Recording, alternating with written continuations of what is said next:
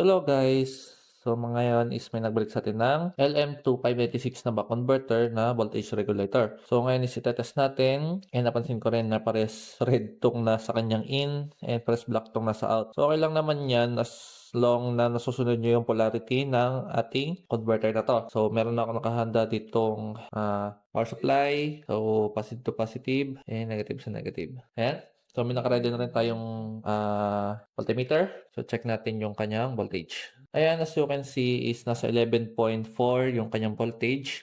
And kahit ikutin nyo yan, parang hindi nababago, di ba? So ang gawin nyo, kumuha lang kayo ng flat screw. So automatic lang to para mapabilis ako dito. So i-screw nyo lang tong kanyang potentiometer dito. Yung multi-path potentiometer na to. So, screw nyo lang siya counterclockwise hanggang mabago yung kanyang voltage. So, ayan. So, maraming beses nyong iikot bago mabago yung voltage niya. So, pero ngayon is napagana na natin yung kanyang pagiging back converter kung saan napapababa niya yung kanyang voltage.